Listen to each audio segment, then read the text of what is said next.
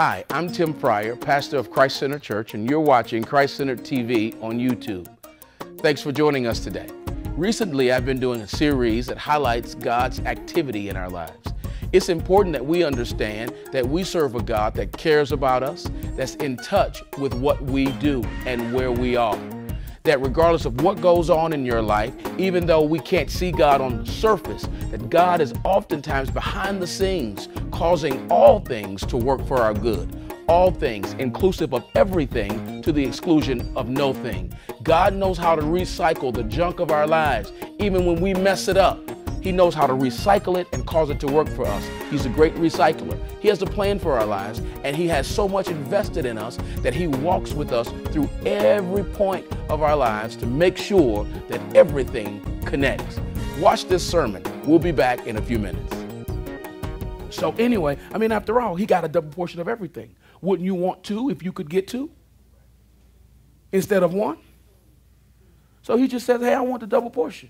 Esau says, fine, I'll give you the double portion, just give me something to eat. And the Bible says that Esau despised the birthright. But we keep looking at Jacob as being the trickster in that instance, and I don't necessarily believe it was straight above board. Let's trade services. Let's barter. You give me that, I'll give you this. Let's trade, Anyway, they go through, and their daddy is Isaac. All right, their granddaddy is Abraham. We preached about Abraham a couple of weeks ago. Isaac is about to die, and Isaac says, Esau, come in here. I want you to go out and get some game, the text says, and fix me some stew, because in a little while I'm about to die, and I just want to die happy.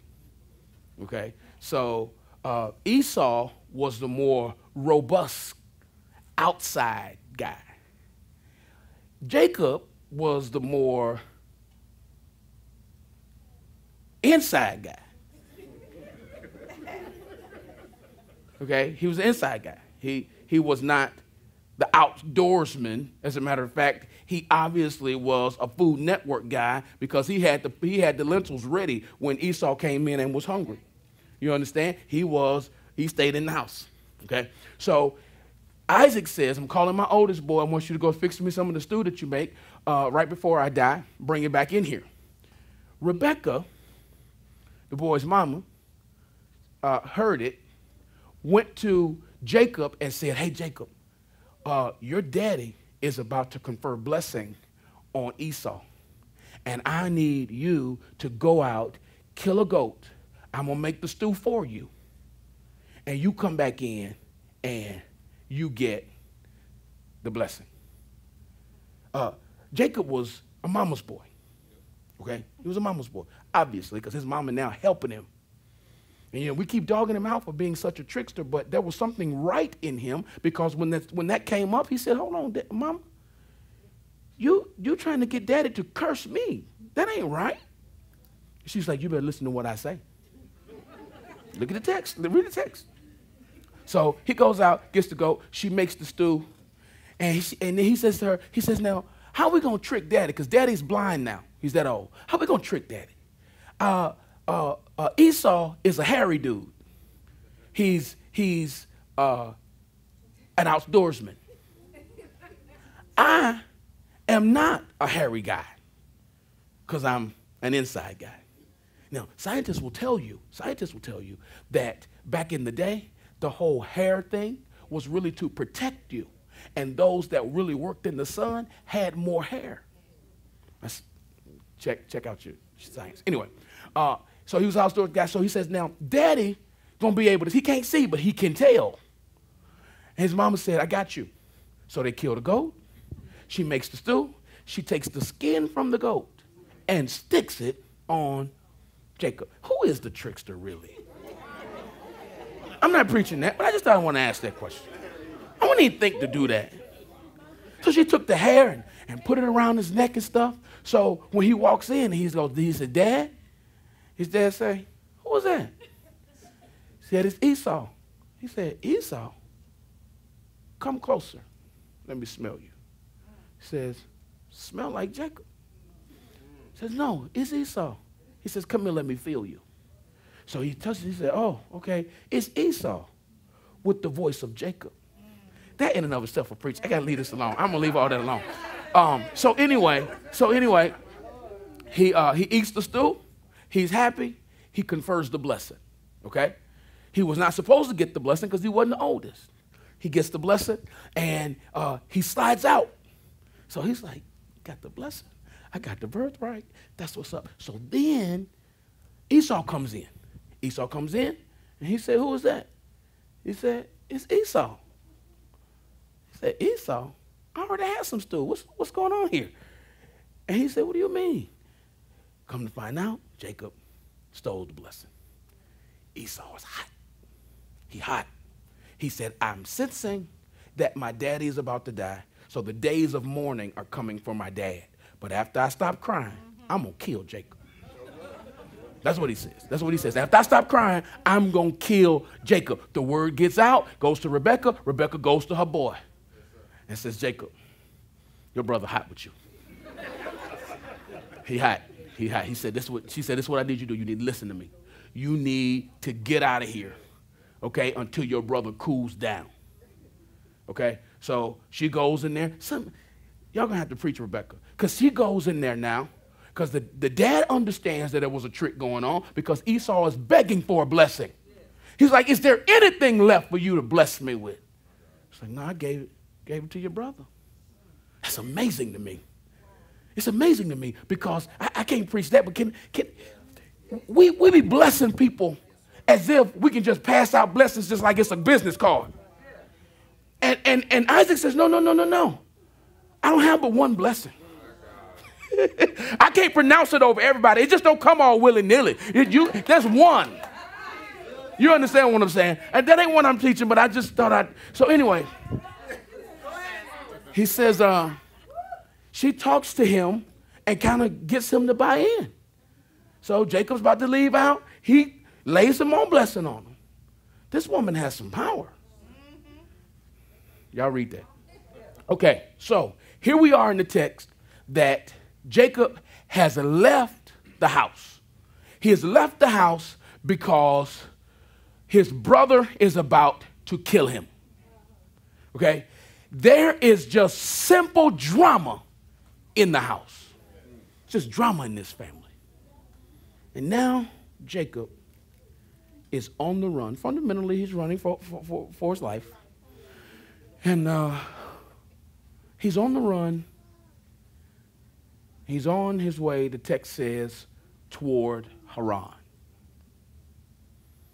It's about 40 miles from where he is.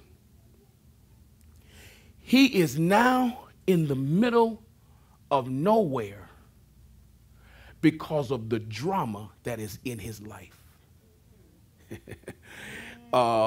Because of his tricks, because of his skullduggery. You understand? He is in the middle of nowhere because of life. Let me pause right quick. I want to stop for a moment and invite you to our church. Christ Center Church is in Douglasville, Georgia. That's 6472 Church Street, Douglasville, Georgia. We want you to come in and experience our worship, experience the Word, and have an encounter with the true and living God. Christ Center Church exists to be a spirit-filled, multicultural, worshiping community, empowering people to replace a self-centered life with a Christ-centered life. And we invite you to come out and partake of that live. You can also connect with us on the web in our web community, www.imchristcentered.org. That's www.imchristcentered.org. You can go there, see what's happening here at the church. You can click on the tab that's called The Well. That's our ministry resources area. You can order sermons there. You can also give online if you want to sow into our ministry. Whatever, just go out there, check us out, come connect with us. We're going to go back to the sermon. We'll be back in a few minutes. Have you ever felt like you were nowhere after drama has come up in your life? You say stuff like, I've been married to you all these years, and this is what you do to me. I've given you all these years of my life, and now I feel like I'm nowhere. Yeah, you you work hard to put yourself through school, and you get the degree, and you get the degree after that, and nobody will hire you in your field. And so you find yourself serving tables with a master's degree, and you say, I spent all this time in school, and I feel like I'm nowhere. Life has an interesting way of bringing you to nowhere. Have you ever thought about it? Yeah, that's right. Work all these years. Give y'all the best of my love. Coming here on time, being loyal to y'all. And you hand me a pink slip, and now I am nowhere. Put all my money into a company, trying to make sure I got investments for retirement. And because y'all crooked, I am at the end of my work time. I'm nowhere. I think everybody in the room has been or is or on their way to nowhere. Come on, it happens on Saturdays. You get up with the intent to clean the whole house. By the time you go to bed, you've cleaned one room, and you feel like all day, nowhere. So the text says that he now is about to lay down because the sun has gone down. So he is in between where he's been and where he's going. But he is there because of the drama in his life. The drama that he decided to partake in. He didn't have to do it. It didn't have to go down like that. He could have just stood up to his mama and be like, no, mama, I got the birthright. Now, I didn't have to lie to him to do that. But now you want me to go and trick and steal from my brother and lie to my daddy. You understand what I'm saying? My question would have been, Mama, how can the blessing work if I'm lying and tricking? It's just some questions. I don't have no answers. I just got some questions. So anyway, so he lays down in the middle of nowhere. The text says that he gets a stone and he puts it down and he lays his head down in the middle of nowhere. That the reason he's there is the drama that's in his life. He goes to sleep and he starts dreaming. And this is what he sees.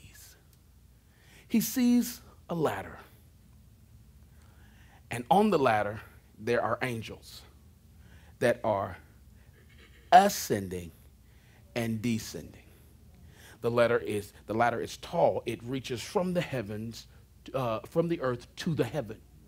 The text also says that at the top of it is heaven, and then God is standing at the top of it, and he starts talking to Jacob. Wait a minute. That is not the way church people think. You can't get kicked out of the house because you've been lying and cheating, and then God shows up and starts talking to you.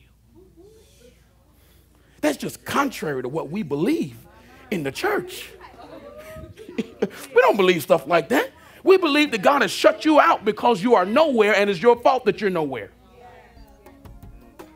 But the text says this, that he sees a ladder which represents access. Before I leave you today, I want to remind you that you're not alone. Please understand that you are not by yourself. Life gets overwhelming, and it seems sometimes that you're going down, that you're sinking, and that you can't connect with anyone. I want you to know that God is right where you are. He is connected to you. He is a God that is connected to humanity, and you are not by yourself. Jesus says, "Lo, I'm with you always, even until the end of the age." And you have to trust the Lord, even when you can't see him. When it seems like you can't sense him around you, you need to know that he will not fail you. He's not a man that he should lie, nor the son of man that he should repent. If God said it, he'll do it. He'll make it good. He'll bring it to pass. You're not by yourself. Be encouraged. And until next time, stay Christ-centered. We'll see you again on Christ-Centered TV on YouTube.